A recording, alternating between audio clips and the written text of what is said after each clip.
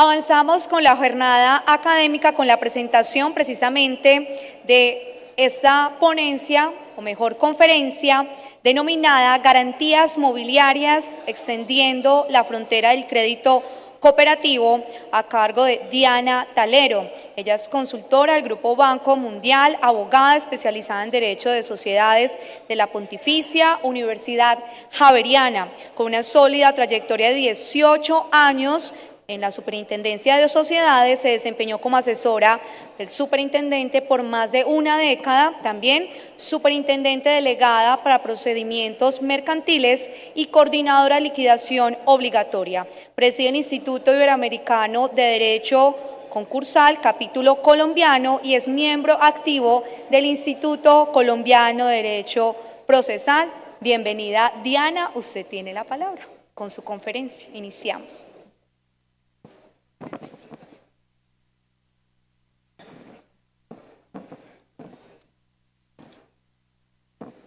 Bueno, muy buenos días para todos y bueno, no me puedo quedar sin el agradecimiento a FECOLFIN y a su presidente Freddy Castro por haberme invitado a hablar de un tema que me apasiona y espero que a ustedes también les apasione una vez terminemos nuestra charla y comiencen a utilizar los productos financieros que se vienen desarrollando en Colombia a partir de la reforma de garantías mobiliarias.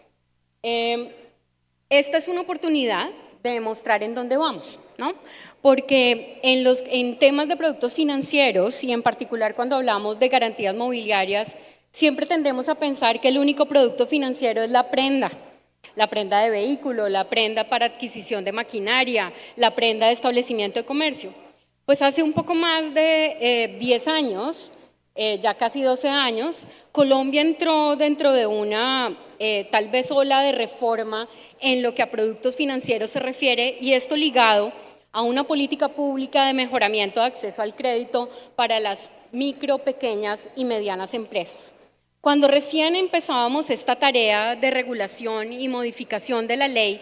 siempre se preguntaba, bueno, ¿y dónde está realmente el indicativo del mejoramiento del acceso al crédito? Porque siempre se había ligado la necesidad de la reforma al desarrollo de productos financieros y particularmente al desarrollo de productos financieros con tasas y con plazos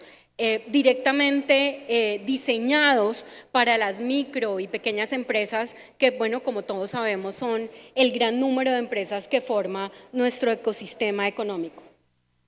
Más de 10 años, sí, 10 años en los cuales la ley 1676, que reforma el régimen de garantías mobiliarias en Colombia y dicta algunas otras disposiciones de mejoramiento de acceso al crédito, entra en funcionamiento en el año 2014 y a partir de ahí el gobierno nacional, entidades como la Superintendencia de Sociedades, la Superintendencia de Industria y Comercio, la Superintendencia Financiera, la URF, Asobancaria, la Academia, vienen desarrollando todo un sistema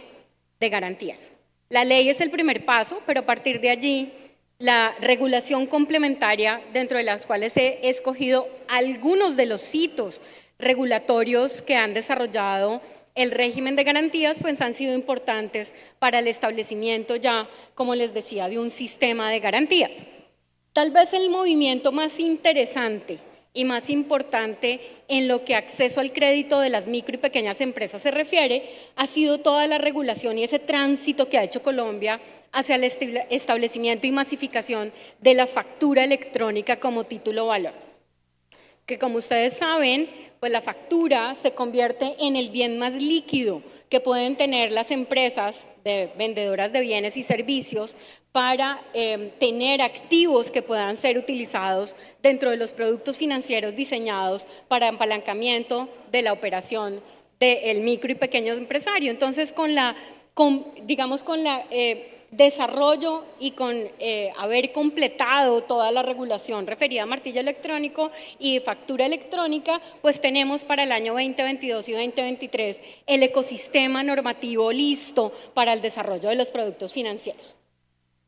Pero esta ley no es una invención de Colombia. Ya quisiéramos nosotros ser tan avesados de haber generado una reforma que diera ese ambiente legal propicio para el desarrollo de los productos financieros. Esto hace parte de unos estándares internacionales que han generado tal vez los 4 pilares necesarios para el desarrollo de los productos financieros, de los cuales vamos a hablar dentro de un momento.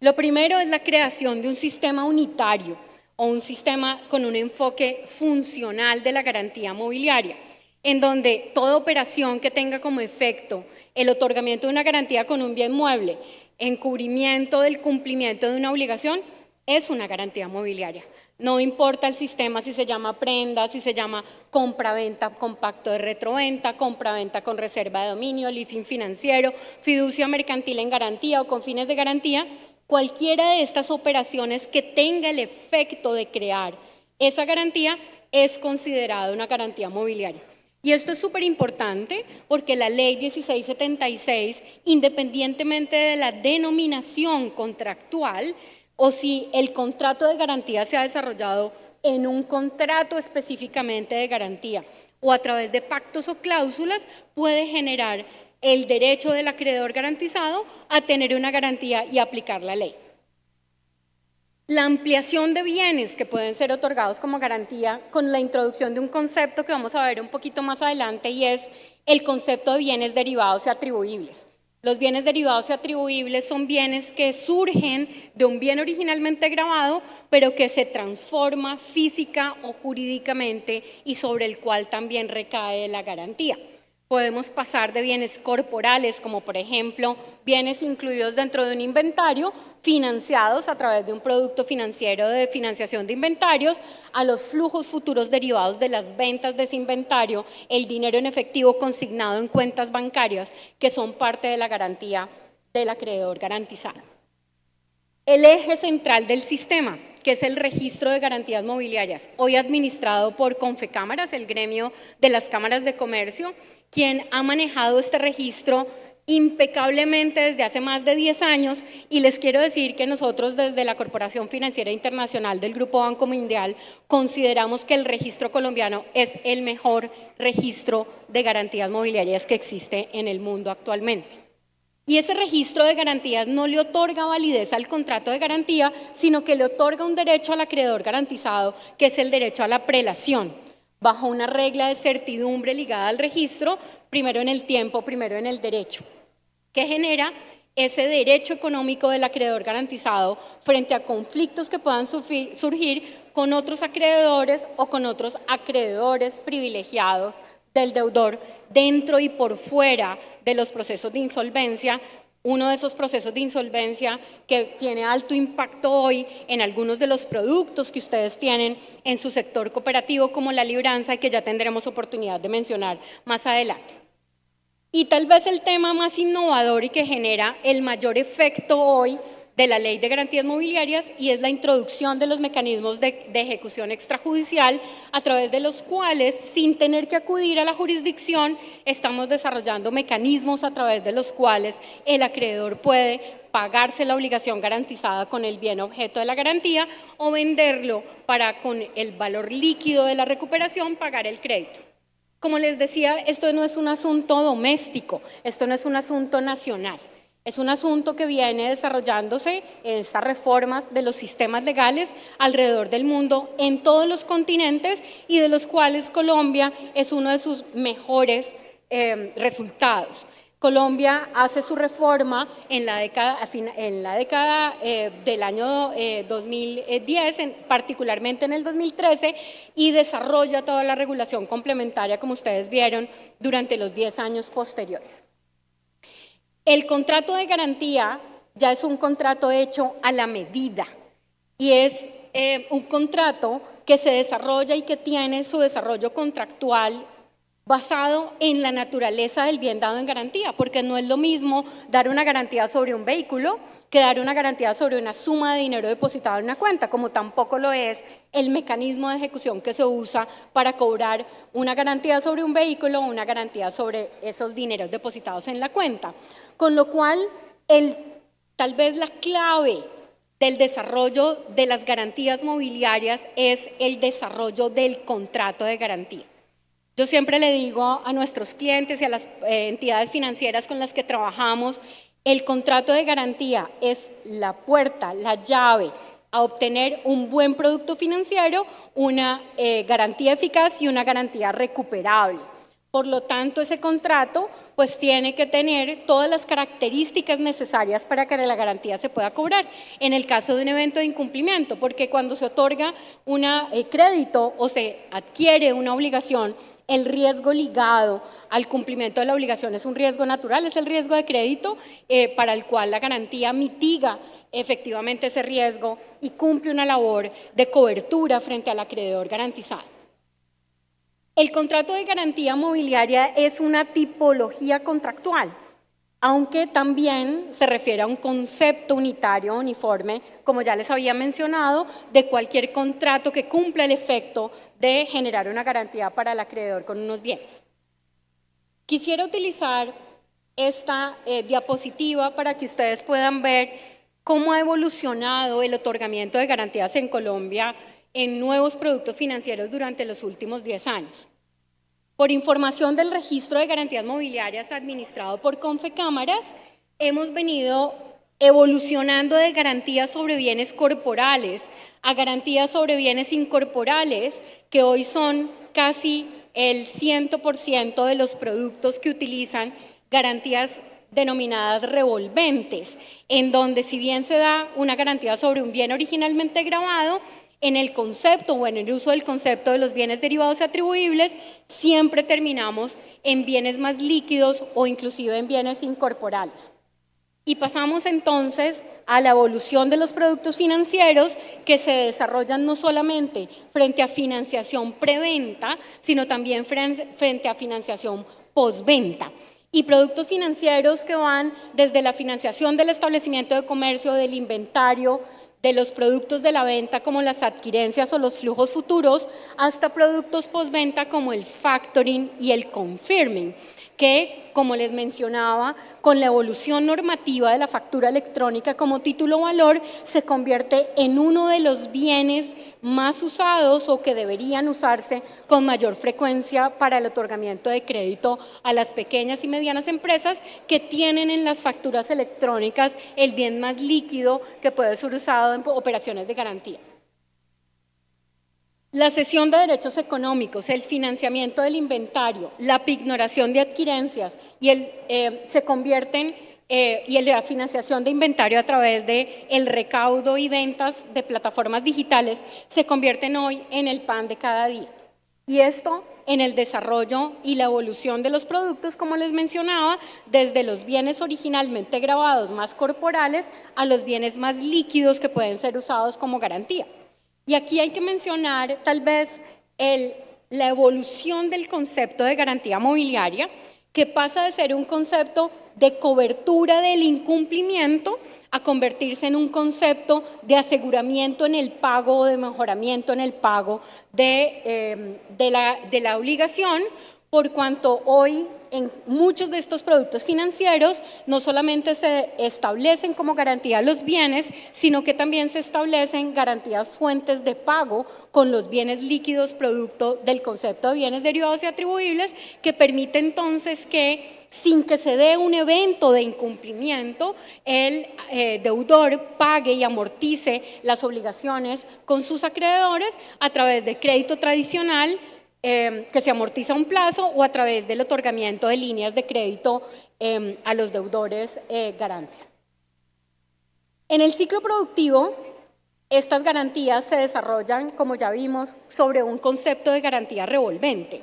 en donde el acreedor garantizado toma ventaja de un bien originalmente grabado y continúa con el bien grabado durante todo el ciclo productivo, permitiendo generar crédito para el pequeño y mediano empresario en cualquier momento del ciclo económico en el que lo necesite. Productos financieros que van a ser publicitados a través de la publicidad y registro de la garantía, como les mencionaba, en el registro de garantías mobiliarias administrado por Confecámaras, que le otorga al deudor prelación, bajo la regla de primero en el tiempo, primero en el derecho, pero tal vez el efecto más interesante es inclusive frente a los mecanismos de ejecución. porque el acreedor con mejor prelación en el pago puede imponer la fórmula de ejecución de la garantía a través de mecanismos extrajudiciales como el pago directo de la ejecución especial de la garantía, introducidos con la derogatoria de la provisión del pacto pignoraticio en el régimen de garantías mobiliarias. Los aspectos generales y centrales de la garantía para los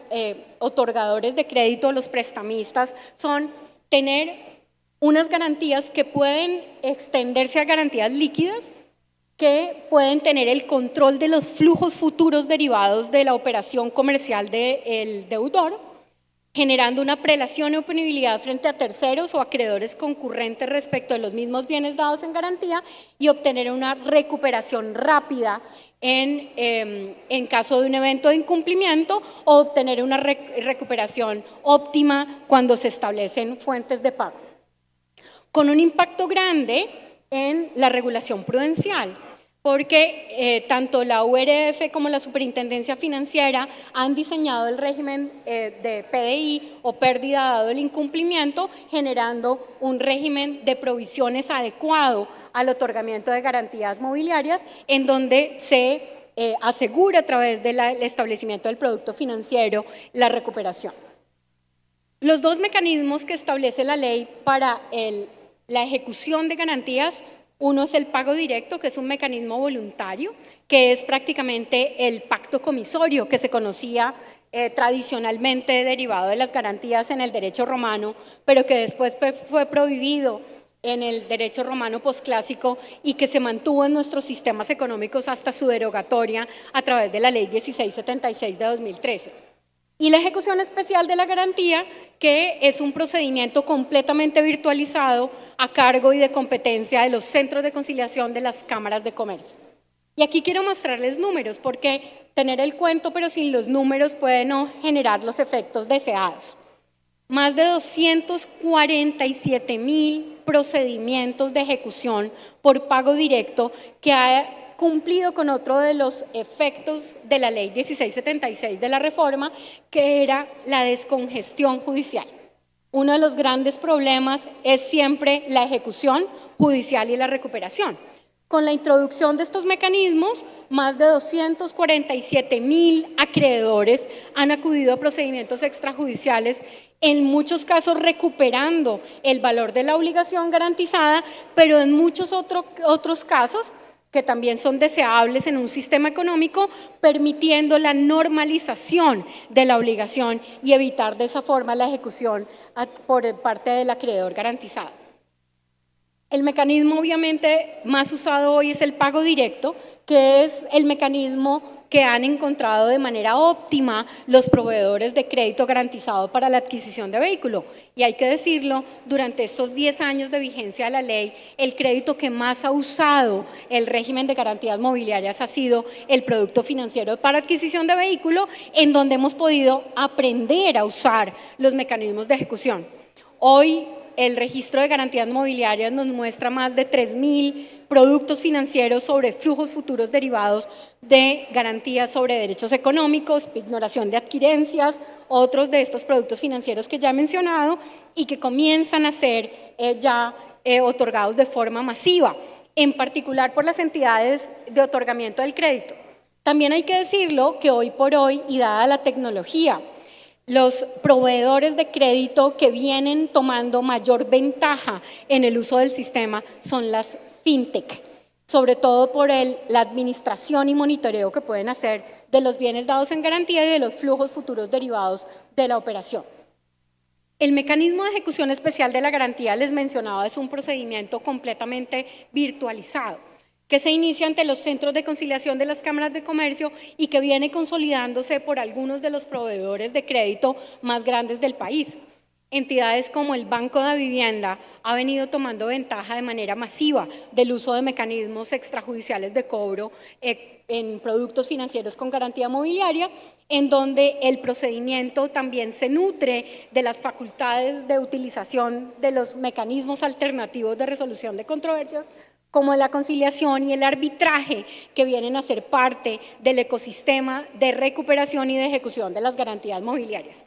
Y tal vez el último mecanismo que quiero mencionar acá es un mecanismo que también vienen usando de manera progresiva a partir del año pasado algunas entidades financieras para la reposesión del bien dado en garantía, la recuperación material del bien dado en garantía como una alternativa al mecanismo judicial de aprehensión-entrega que algunos de ustedes están familiarizados, se usa para la reposesión de bienes corporales ante la jurisdicción. Y este mecanismo de restitución de tenencia por mora, de competencia también de los centros de conciliación, de las cámaras de comercio, viene usándose como alternativa extrajudicial a ese mecanismo de aprehensión y entrega judicial para permitir la tenencia y control de los bienes dados en garantía en una operación de crédito garantizado. Y como última parte de mi charla, antes de darle curso a Alejandro, que les va a hablar de algunas de las características esenciales de las garantías en el sector cooperativo, quiero hablar de uno de los problemas que venimos enfrentando las entidades otorgadoras de crédito con la reforma introducida por la Ley 2445, de la cual les va a hablar Alejandro, y que establece como uno de los efectos de la ley la suspensión de los pagos de los productos financieros e instrumentados a través de libranza. Y es que el régimen de insolvencia de la persona natural no comerciante viene afectando de manera importante este producto financiero. Solo para mencionarles, y sé que Alejandro les va a mencionar con mayor detalle, la posibilidad del uso del sistema de garantías mobiliarias para proteger el crédito con libranza. Y es que en particular el artículo 9 de la Ley 2445, que modifica el artículo 538 del Código General del Proceso, establece como uno de los efectos de la apertura del procedimiento la posibilidad de tener al crédito o al producto financiero que usa libranza como un crédito garantizado de segunda clase, siempre y cuando se cumpla con los requerimientos de la Ley 1676. Cuando se estructuran productos financieros sobre flujos futuros, sobre sumas de dinero o sobre sumas de dinero depositadas en cuentas, la Ley 1676 establece unos requerimientos legales y de prelación. Lo primero es que se debe estructurar un producto de control, un control sobre los flujos futuros o un control sobre las sumas de dinero depositadas en las cuentas bancarias sobre las cuales se establece o se estructura este producto financiero. Con lo cual, si se quiere cumplir con los requerimientos que trae la Ley 2445 y entender que el producto financiero estructurado con libranza quiere tener ese reconocimiento como crédito garantizado, tendrían que cumplirse en particular con las disposiciones del artículo 34 de la Ley 1676, que establece unos requerimientos contractuales, pero también unos requerimientos de la institución depositaria para que concurra la constitución del contrato de garantía y también utilización de los mecanismos de prelación derivados de la oponibilidad que surge o del registro de la garantía cuando el bien originalmente grabado no es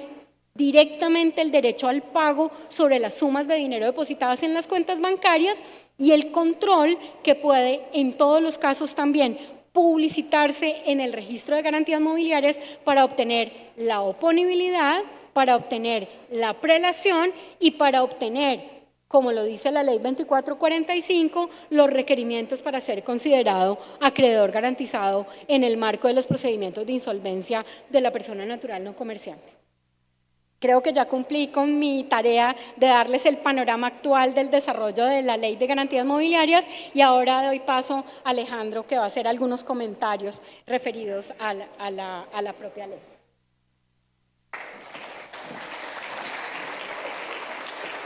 Muchísimas gracias, Diana. Así como lo indicabas precisamente, Alejandro Rodríguez nos va a hacer comentarios sobre la anterior conferencia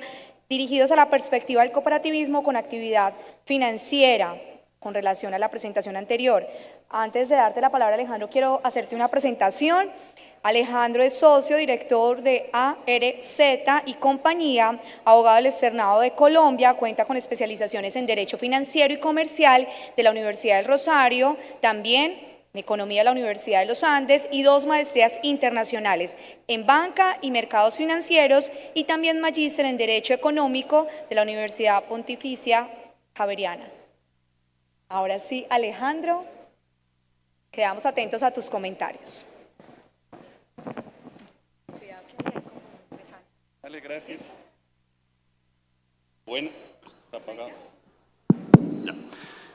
Un cordial, respetuoso, pero también cálido, fraterno, solidario saludo a todas las personas que nos acompañan hoy acá. El doctor Freddy me dio 7 minutos con 34 segundos y me los estoy gastando en los saludos, pero creo que vale la pena, además de los agradecimientos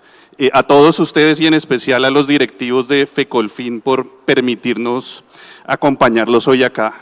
¿Me pueden prestar el...? Es este. Listo, gracias. Bueno, yo tengo que ser muy breve, además de las indicaciones del doctor Freddy, que por supuesto las voy a acatar juiciosamente, pues porque entiendo que hay alguna premura y por eso me voy a enfocar específicamente en los aportes sociales y los ahorros permanentes como garantía mobiliaria a partir de lo que establece la ley 2445 de 2025 que mencionó hace unos minutos la doctora Diana. En ese sentido, pues lo primero que hay que señalar es que previamente había una problemática y esa problemática se derivaba del hecho que cuando se daba un proceso de insolvencia de persona natural, los jueces no tenían un criterio unificado respecto de si los créditos garantizados con aportes sociales, por virtud de la ley, eran créditos que tenían la característica de ser de segunda clase o la característica de ser de quinta clase. Dicho de otro modo, si tenían una prelación o no respecto de otros créditos. Entonces, el legislador definió que si esos aportes sociales y los ahorros permanentes se constituían como garantía mobiliaria, iban a ser de segunda clase y en caso contrario, iban a ser créditos de quinta categoría. Y eso, por supuesto, en principio pareciera ser una solución bastante contundente, clara, para la problemática de la diversidad de criterios que existían, pero también nos presenta unos desafíos. Y esos desafíos pueden ser algunos de los que están referidos aquí en este listado de preguntas. Y el doctor Freddy también me dijo, ¿por qué ponen tanta letra? ¿Por qué no ponen imágenes? Voy a referirme a una imagen que él puso que me pareció maravillosa ayer con las medias del equipo de rugby. El llamado debiera ser a que unifiquemos los criterios respecto de estos aspectos que pueden ser problemáticos, con el propósito de que asimismo las decisiones de las instancias judiciales o administrativas, en cualquier caso igualmente, se vayan unificando. Porque si cada una de nuestras entidades, con sus medias puestas, no se pone la misma camiseta que es la del sector,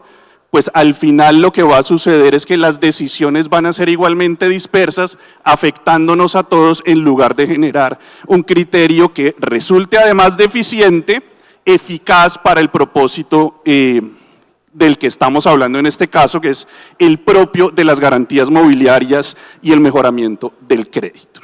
Entonces, ya sabemos que podemos constituir los aportes sociales como garantía mobiliaria, ya lo dice la ley. Somos del criterio de que igualmente antes era posible, pero ya no hay duda. ¿Qué pasa con esos aportes sociales cuando se constituyen como garantía mobiliaria? Si voy a ejecutar la garantía mobiliaria, estoy diciendo, le aplico los aportes a la obligación, ¿debo excluir el asociado? ¿Pierde la calidad de asociado por el hecho de que se ejecute la garantía? Nosotros somos del criterio que no. Pero eso sí va a traer como consecuencia que se disminuye el valor de los aportes sociales al ejecutarse la garantía. Entonces, aquí viene una reflexión. El doctor Silgado casi me hace zancadilla, no, mentiras. Puede que quede en cero, claro. Entonces, ¿cuál es la problemática? Primero, Si nosotros miramos la circular básica contable y financiera, la devolución de aportes sociales solo procede cuando se pierde la calidad de asociado, cuando el asociado persona natural tiene más del 10% de los aportes sociales o persona jurídica más del 49% o cuando se amortizan aportes sociales. La circular no trae un evento que diga cuando se aplican aportes sociales a una obligación como consecuencia de la ejecución de la garantía mobiliaria. No obstante, primero, pues nosotros creemos que no tendría ningún sentido que la ley dijera que los aportes sociales pueden ser garantía mobiliaria, cuidado con la tortícolis, y que adicionalmente tengamos que decir, para poder ejecutar la garantía mobiliaria tengo que excluir el asociado, porque si no sería inocua la garantía mobiliaria. Pero esto también es un llamado para que, sin perjuicio de que la ley no lo exige, la reglamentación de la circular básica contable y financiera se adapte a la nueva ley, para que todos tengamos la claridad de que podemos disminuir el valor de los aportes sociales por virtud de la ejecución de la garantía mobiliaria sin que se transgreda ninguna disposición.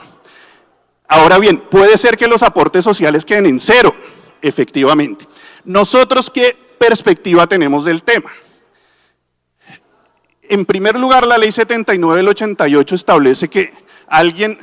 adquiere la condición de asociado si al constituir la entidad firma el acta de constitución o si con posterioridad es admitido por el órgano social competente. En ese orden de ideas, noten que la ley no exige que el asociado tenga aportes sociales ni que pague aportes sociales ni para adquirir ni para mantener la calidad de asociado. Cosa diferente es que en la circular básica la superintendencia diga adquiere la calidad de asociado cuando paga el primer aporte social. Y la diferencia sustancial está en que en el evento en que interpretamos nosotros la ley, el asociado que no pague aportes se vuelve inhábil, mientras que para la interpretación de la superintendencia no adquiere o pierde la calidad de asociado. Pero si nos vamos entonces a esa literalidad de la ley, si por virtud de la ejecución de la garantía mobiliaria el asociado queda con 0 aportes, no tendría por qué perder la calidad de asociado. Simplemente continúa con su obligación de aportar y se restablecerá el valor del saldo de los aportes sociales que traía. Ahora bien, algunas personas también han planteado que la ley 2445 derogó tácitamente el artículo 49 de la ley 79 del 88. Recuerden que el artículo 49 de la ley 79 del 88 establece que los aportes sociales son garantía de las obligaciones del asociado para con la cooperativa, no se pueden gravar a favor de terceros y son inembargables. ¿Eso qué trae como consecuencia? ¿O qué traería como consecuencia? Que solo sería, bajo esa perspectiva, que solo serían garantía si se constituyen como garantía mobiliaria. Nosotros tenemos una visión diferente y es que siguen siendo garantía, el artículo 49 no se ha derogado, sino que si no se constituyen como garantía mobiliaria, serán garantía en los mismos términos que se ha venido tratando desde la ley 79 del 88, y en ese evento, si el asociado se va a un proceso de insolvencia de persona natural, serán créditos catalogados como de quinta clase y no de segunda clase, pero seguirán siendo garantía de las obligaciones para con la cooperativa y eso tendrá unas consecuencias que ya vamos a ver. Y si se constituyen los aportes como garantía mobiliaria, pues además van a ser créditos de segunda clase. Como me queda poco tiempo, miren el panorama. Con el solo hecho de ser garantía, algunos juzgados en Colombia concluyeron que eran de quinta clase por no tratarse de una garantía prendaria y otros concluyeron que era de segunda clase por tener una destinación legal en términos de garantía. Hoy esa discusión está zanjada en el sentido que si son garantía mobiliaria serán segunda clase, si no son garantía mobiliaria serán de quinta clase. Esto que está aquí planteado ya tratando como de finalizar, para no excederme los 3 minutos 34 segundos que me dio el doctor Freddy, es al final lo más relevante a considerar. Y es que, uno, los aportes sociales son inembargables. Y al ser inembargables y no poderse gravar a favor de otros titulares, de otros acreedores, no deberían hacer parte de la masa de liquidación en caso de que el proceso de insolvencia llegue a esa etapa. Y ese es como un criterio que, a pesar de que no es unificado, porque esto no tiene por qué llegar a la Corte, salvo por vía de tutela o a los tribunales, sino a los juzgados, nos ha permitido entender que, pues al final de cuentas, los aportes sociales, si bien quedan grabados y solamente darían lugar a una quinta clase, aún así solo se pueden destinar para pagarle a la cooperativa. En todo caso, como siempre con los abogados, hay un criterio diferente. Hay un juzgado que en una posición que no es esa mayoritaria, considera que aún siendo inembargables por virtud de la ley, deben ir a la masa porque la ley en materia de insolvencia prima sobre cualquiera otra. Esto que nos lleva a reflexionar, digamos, siguiendo el mismo hilo conductor de la presentación de la doctora Diana. Primero, pues hay un montón de garantías mobiliarias que podemos estructurar para nuestros créditos, no solamente créditos de consumo, sino también créditos comerciales y microcréditos que van mucho más allá de los aportes sociales, que es como lo que nos hemos enfocado, dada la limitación del tiempo. Pero solamente para ponerles un ejemplo, en alguna cooperativa estructuramos una garantía mobiliaria a partir de los derechos que adquiere el asociado frente al Fondo Mutual de Previsión, Asistencia y Solidaridad de la cooperativa. Y eso es un llamado para decirles, el régimen de garantías mobiliarias es un régimen que permite la creatividad en la estructuración de las garantías para los créditos que otorga la cooperativa a sus asociados. En ese orden de ideas, pues dada esa apertura que tenemos para poder hacer uso de esa creatividad, pues no nos limitemos a la garantía mobiliaria sobre el vehículo en el crédito de consumo y tampoco nos vayamos a limitar solamente a los aportes sociales y ahorros permanentes. Podemos dinamizar el crédito en nuestro sector estructurando mecanismos de garantía mobiliaria que surjan de la esencia y estructura propia que tiene nuestro modelo, como en el ejemplo que les acabo de mencionar respecto de los derechos que tiene un asociado en el Fondo Mutual de Previsión, Asistencia y Solidaridad. Me quedan como 10 segundos simplemente para dar unas recomendaciones finales. Primero, consideremos con el mayor rigor la existencia de garantías mobiliarias. Y consideremos igualmente con el mayor rigor la condición de garantías mobiliarias que pueden tener los aportes sociales y los ahorros permanentes. Y eso nos lleva a pensar en que en la necesidad de reestructurar algunos de los documentos que incorporan reglas y políticas en la cooperativa, como por ejemplo el estatuto, para que hable de la posibilidad de contar con garantía mobiliaria sobre los aportes sociales y por supuesto manuales como el SARC y las políticas que de allí se derivan como de otorgamiento y de recuperación. En este caso valdría la pena, retomando el ejemplo de la foto del doctor Freddy, pues que a pesar de nuestra diversidad y diferencia y particularidad de cada una de nuestras cooperativas, podamos unificar el criterio que vamos a adoptar frente a los procesos de insolvencia, a cómo debiera manejarse el tema de garantías mobiliarias sobre aportes sociales y ahorros permanentes, unificar los criterios y los argumentos. ¿Con qué propósito? Pues con el propósito de llevar e incentivar a que ese entendimiento del sector se dé realmente como corresponde a su esencia y a su regulación. Y finalmente, por supuesto, una recomendación fundamental respecto de algo que decía la doctora Diana, y es, tenemos que constituir adecuadamente las garantías mobiliarias, porque el hecho de que solamente, o más bien, el hecho de que la ley las considere como posibles garantías mobiliarias, en este caso hablando de los aportes sociales y los ahorros permanentes, pues no es suficiente. Se requiere cumplir con los lineamientos y el régimen previsto en la ley, no solamente en materia de garantías mobiliarias, sino también en materia de protección al consumidor. Yo creo que me salté, 7 segundos y 34 milésimas, doctor Freddy. Muchas gracias a todos. Les deseo a todos un feliz día. Somos Fecolfin. Unidos somos más.